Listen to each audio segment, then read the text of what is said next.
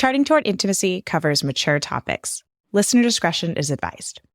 There's a lot of confusion around sex toys and marital aids and what is okay and what is not okay. So we're going to do a quick episode on just some overviews of what's okay and what's not okay, and really the baseline of the moral licitness of marital aids in this week's episode.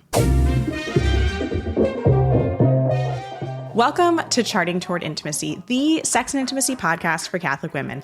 My name is Ellen Holloway, and I am a Catholic speaker and coach who is on a mission to help you actually enjoy and desire good, holy sex with your spouse. So like I said, today we are going to be talking about marital aids, aka sex toys. The Catholic Church uses the term marital aid, and that term is extremely helpful to us in understanding the morality of the use of marital aids. So sex toys are anything that is used to, kind of enhance pleasure. In our secular culture, we see a lot of sex toys being used as a replacement for sex. And I'm just going to say it super straight right from the get-go. Using any kind of tool, anything, to replace sex is absolutely not moral. The moral act of sex requires that the man ejaculates inside of the woman's vagina. That really truly is that's like that moral need to have happen, because sex is a unitive and procreative act.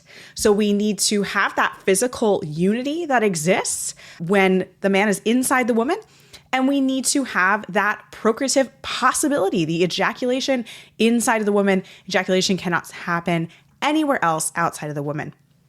Now, when it comes to sexual pleasure, especially for women, it can feel a little elusive. It can feel a little like, I don't know what to do here, how to improve this. And so the use of marital aids in aiding the couple toward a more pleasurable and unitive experience is morally licit. So things like vibrators can be used in a perfectly morally licit way to enhance the pleasure of the woman and help stimulate her toward orgasm. Now, this is something that, and John Paul II actually talks about this a little bit in his book, Love and Responsibility, that was actually written before he became Pope, so Karol Wojtyła at the time. But really, when we're looking at marital aids, we want to make sure that they are always acting as an aid, not as a crutch or a need. So they're always helping to enhance the relationship, enhance the intimacy, making it more pleasurable, things like that. Not that they absolutely have to happen for the act to be, comfortable, pleasurable, enjoyable for both people. Something else that quite a few Catholic theologians agree upon when it comes to marital aids is, again, trying to focus not so much on always allowing it to be this crutch, but letting it be a teaching tool and a tool that helps you and your husband get to know each other's bodies better and what kind of stimulation is going to help and what's going to bring that unity and bring that pleasure together. So a vibrator might be used during foreplay, and the couple can kind of learn what kind of stimulation is very pleasurable for the woman, and then work toward not actually using the vibrator at all. And that is a great thing to work toward. But again, I just want to reiterate that the morality of it is that so long as it is being used to enhance the marital act and bring that marital act to completion, then there's no moral illicitness with using these marital aids. We'll be back with the episode in just a minute.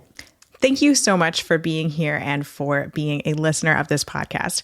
I hear from so many of you all the time via email or via Instagram that this podcast or maybe a specific episode has really blessed you and blessed your marriage. And I am so happy that that is what is happening with this podcast.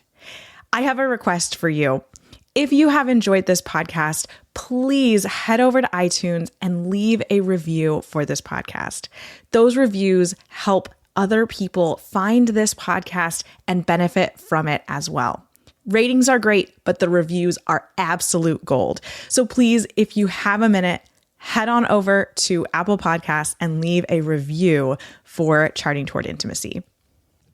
Another one that people have asked about is something called the penis ring. This can do two things. One, it can help the man stay harder for longer to prolong the time before his ejaculation and orgasm, which can help the woman then also reach her orgasm at a similar time. Something like this, again, is completely morally licit and can actually be a really good teaching tool. The other thing that the penis ring can do in some cases, in some of the penis rings, is that it creates a spot that helps for clitoral stimulation, direct clitoral stimulation of the clitoral head during intercourse, which can be extremely pleasurable for women. So again, this is a tool. This is something that can be used to enhance the marital act, and that can absolutely be morally licit to use those things, so long as we're remembering that a morally licit sexual act means that the man ejaculates during intercourse. That's the main thing on a morally licit act that we need. And so any kind of marital aid, we want to make sure that it is not contraceptive in some nature, that it's not replacing sex, not replacing intercourse.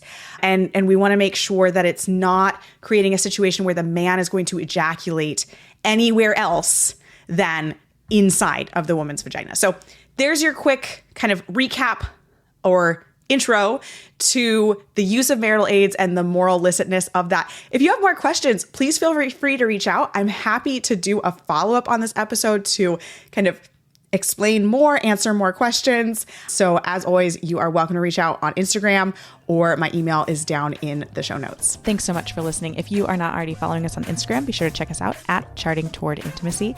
And if you listen to podcasts on a platform that gives you the option to rate or review, we'd love for you to do that because it helps us spread the word about the podcast.